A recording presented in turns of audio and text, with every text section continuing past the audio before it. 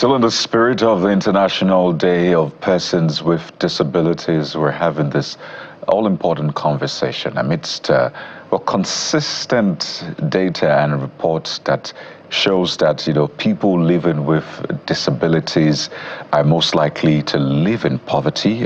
They continue to face discrimination in employment, receiving lower wages, and being overrepresented in the informal sector compared to the formal sector. There's also issues around social protection systems and all of that. So it's a lot of issues to unpack this morning as we follow up on the theme for the day, which is Fostering Disability Inclusive Societies for Advance and Social Progress. And we're joined on the program this morning by Mr. David Ayele, who's the SA to Abia State Governor on Persons with Disabilities. Joins us virtually on the program. You're welcome to the show, Mr. Ayele.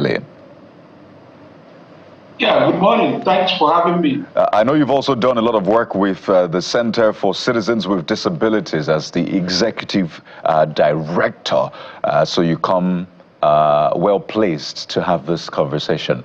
But I want to start in an unconventional way because you have such an emotional story, which led you to this point where you're now even making more impact. You were caught in a war in that sense, and you ended up losing your arms. Can you walk Nigerians through that experience? Yeah, thank you so much. It was 1999, January 19th, precisely, while on a business trip in Freetown, Sierra Leone, the RUF rebels captured me and said that because I'm a Nigerian, that they are going to kill all Nigerians that were in that country, fighting them in the name of ECOMOG. It was in that process that they took me to where they arrested other Nigerians, and they put us in a particular environment, surrounded us with RUF rebel fighters. While we were there, they started interrogating us. In the process, they started picking out Nigerians one after the other and cutting off their limbs. Many of them died. At a stage, I went into negotiation with them, asked them to leave us to go because we're not part of the government. We are business people. It was a military regime, so we had no contribution to the governance in Nigeria. And they said no, that the instruction they got was that all Nigerians must be killed. After I asked them to go to my warehouse and my residence to take whatever thing they like, they said no, they will not die because of a Nigerian. They said I should position my hand for amputation. I gave them my left hand, they put it on the stool, and they macheted it. So while they were macheting it, they said, I will only bring my right hand. I said, no, you can't cut my two hands. I said, any amount they want, I'm willing to pay for them to leave my right hand for me. They said, no, that they will not die because of me. That was the instruction. While I was resisting, one of the child soldiers cocked his AK-47 to open fire on me. It was then I stretched my right hand and they caught it. While they were macheting it, I was cleaning and calling God to help me. One of them came and said, where must I call God? They went and brought fuel and poured me and set me on fire. While the fire was blazing, that their commander came and asked who did that, that they want me to go back to Nigeria to tell Nigerian government to stop attacking them in the name of ECOMOG. They should stop the fire. It was then that I managed myself and moved to an area called roundabout around the Waterside area. It was there that I was taken to the UN people rescued me and took me to Govt Hospital in Freetown. It was there I was given first aid treatment before I was evacuated by the Nigerian Air Force Charlie aircraft back to Nigerian Army Reference Hospital, Yaba. It was there I was treated under the supervision of Dr. General Jonathan Abu, where I was treated, including General Azodo. They were able to take care of me and make sure that I was confirmed stable. After I was confirmed stable, I was asked to go back to my state, Abia State, for rehabilitation because I'm a civilian. My efforts to get rehabilitation from federal government failed. Right. My effort to get support from state government also failed. While I was even struggling with that, the man who masterminded the atrocities that led to the killing of Nigerians in Freetown and Liberia, Mr. Chastello, was brought to Nigeria for asylum. All those, affected my general, mental, emotional well-being. Wow. My exposure to these gaps in terms of support to people with disabilities led to the establishing of the Center for Citizens with Disabilities, where we chose to raise our voices and to demand for inclusion, for participation, to demand for the protection from discrimination and harmful practices. This is such demand for acceptance in government program policies. Right. And I want to thank the Nigerians that supported me that far today. I'm really grateful. In particular, Channels Television. I remember in those days we are still at the BTTBL. We were all there as defense correspondents and diplomatic reporters, sharing my views around my experience in frequency. Thank you. Mr. Anyele, this is such an emotional story. I mean, a lot of memories coming back, and we must say that it is really sad to have to go through all of that. But it's great to see how you have turned all of that negative experience into positive outcome for persons living with, disabilities. I must say on the side that you also touched on the effectiveness of the Nigerian military at that time, the Air Force coming to airlift you from there. But since we're speaking about, the International Day of Persons with Disabilities, I was just looking at the UN breakdown that says that people living with disabilities are more likely to live in poverty. They continue to face discrimination in employment. They're more in the informal sector. And I mean, from time to time, we always speak about these things. So what must fundamentally shift, really, to have the kind of outcomes that you have been pushing for years now? Yeah, the situation in Nigeria stems from our historical background as Africans with wrong value that tend to give impression that we believe in survival of the fittest. We also have this strong religious background that tend to give impression that people suffer disability as a result of maybe what their fathers or their ancestors or whatever they committed. As such, they are being paid. Also, the school of thought that believe that you can contact disability, and all these things are wrong perception. That is why you see people in government, in particular, at different levels, struggle to mainstream disability and to ensure that government intervention and activities trickle to them, knowing fully where they carry the scale of poverty, exclusion, and isolation. But what we are seeing now is there are changes across board. There are recognition of people with disabilities. Just yesterday, the wife of the president, distributed support grants to people with disabilities across the federation. Here in Abia State, His Excellency Alex Choma made it a priority to mainstream disability in every facet of our governance, starting from his manifesto to the report of the Transition Council that is very explicit that people with disabilities must participate in leadership. And we have seen that by the policies we have provided. So we are removing barriers to employment, barriers to mobility, barriers to socio-economic participation. Many people with disabilities are getting grants in our state to run their businesses. Anytime there is employment opportunities, people with disabilities in our state are given priority.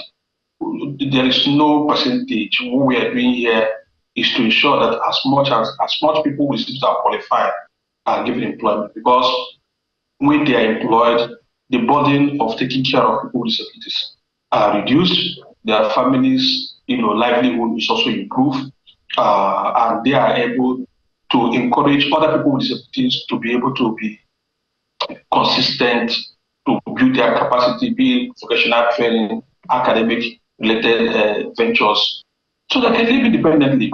What everyone is seeking for is independent living. If we live independently, we can be able to contribute.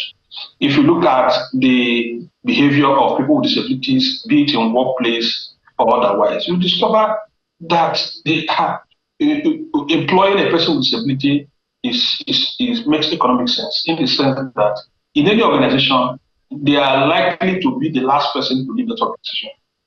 They are likely the last person to work against the institution, because any environment that's conducive for them, they tend to sustain it and stay for a very long time.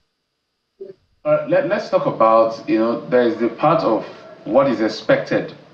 There's a part of what is expected from the government and the people. Let's also talk about how persons with disability can position themselves so that they are looked at beyond, just like you. You've done a great work. Your story is quite inspiring. Look at where you are today. It's about value addition. How can they position, now you're speaking broadly to persons with disability, how can they position to be seen in terms of value addition rather than limitation, whether it's at the local government level or even in organizations that are private organizations or anywhere else? Yeah, education is an equalizer. When an individual with disability acquired education, it enables him or her to understand his environment, to understand his skill, and be able to participate in the society. Where there is no education, it is very difficult for any individual with disability to live a meaningful life today. There is no amount of charity you can give to any individual with disability that will help him to live sustainably. There is no amount of charity you give to a person with disability that will make him or her to support his family. That is why you see an average person with disability on the street. Another effort we can make, another effort a person with disability can make to be able to live independently is to acquire skill.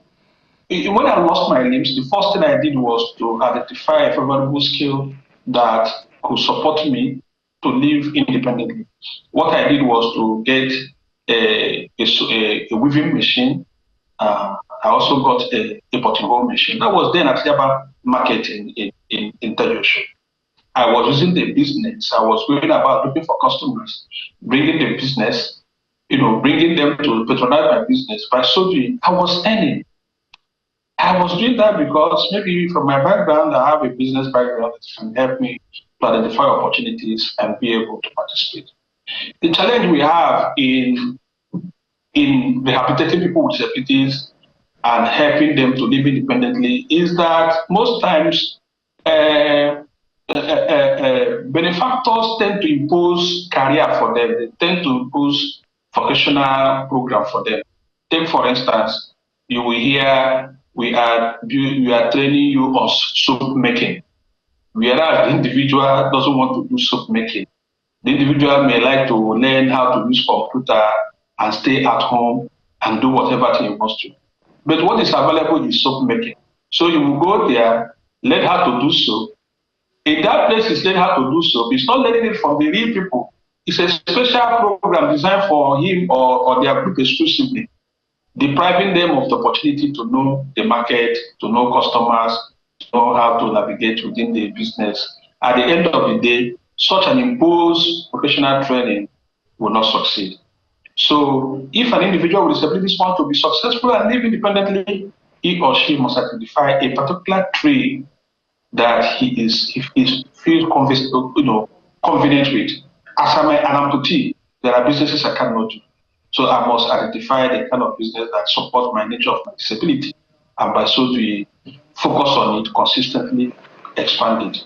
If I'm acquiring education, I should be able to make the type of education that I can use for up to 70 years and be able to acquire this, learn, get certificate, seek for employment, get employment, and be able to use it. The beauty of it, if you are an Abian of this generation, if you are higher education, when there is employment opportunity, His Excellency Stromot have made it a priority to employ people with disabilities that are qualified in any specific task. These are the two approaches I know that an average person with disability adopted, such individual will be able to, to balance well and live a happy life. All right. Mr. Anyele, your story is an inspiring one. And, no matter how often it is told, it should be heard even more, because it's one of triumph over tragedy in its rawest and most extreme forms. And, we're glad to have you as a national treasure for Nigeria. And to relate that, I hope that those I'm going to speak to now will, take some form of inspiration from your story.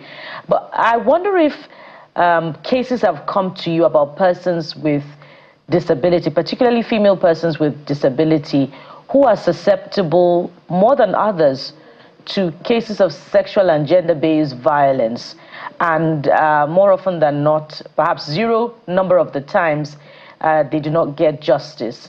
How should legislation be strengthened to protect such persons? We find that most of them are single moms, or they're left to live lives alone. And even when they have, some form of skill, there is no market available, no access to ensure that, they find expression. Please address these issues. So we keep on preaching for inclusion, for mainstreaming disability in program activities. We have different agencies, different non-profit organizations that are working on gender and sexual-based violence. The challenge we are having is that some of these programs do not target women with disabilities. We saw this last year, and we had an interactive forum with women with disabilities in Abia State. Exactly a year ago. And we were able to document patterns of, violence, be it sexual and others, that women with disabilities faces. And one of the key complaints they made was that interventions around this issue do not get to them, and they're not involved. I had to document this and present it to Her Excellency, Lady Priscilla Chidimauti. And graciously, she took it up, and she's taking steps to ensure that all programs and activities that has to do with empowerment or capacity building for women, that women with disabilities are properly represented, not just properly represented, they are given priority. Just like what we experienced yesterday, more than 60% of the beneficiaries of the grant that were distributed for people with disabilities, we have women who are with disabilities who are into different trades. One of the most powerful intervention we can make for people with disabilities is to empower them economically, especially women with disability. And what we are also doing here is to document them, identify those who are into businesses, and as they are getting this grant, our intention is that by next year, we are going to be, building their capacity on how to manage businesses, on how to, use their environment to promote their business and get customers. The challenge they always have around patronage is the... Oh dear. We lost connection. They use to acquire the skill. Okay. As I said earlier, when we are doing it in silos, the real practitioners, to be players in the business, just like you do apprenticeship, the person cannot be able to succeed. Indeed. If the applied apprenticeship approach, he or she will understand the trade, learn it, and be able to use the skill acquired maximum. And I want to call Mr. Anyele. Yes, you can quickly land on that statement, just a one-liner. Okay. We have to thank you so much, Mr. David Anyele, for raising these very important issues. You know, you can tell a lot about a country or people from the way they treat the elderly, women, children, and persons with disabilities. Thank you once again for your time, and we wish you the very best. Before we wind down yet again, let's reiterate that, well, Nigeria's new defense minister started work yesterday, I must say, even before then, and the job is cut out for him. He has promised that first he's going to investigate the reported withdrawal of troops from areas just before they were attacked. So I don't know if that should take a long time, but hopefully in a few weeks we should get the outcome of that investigation. We need to really get to the heart of the fundamental problem around security deployment in Nigeria, guys. And that's how the show has been today. Of course, we promise another bumper package. Same time tomorrow when you join us on your perfect morning starter. Sunrise Daily is up next. I am Bukola Koka. I'm Jeffrey Uzama. Bye-bye.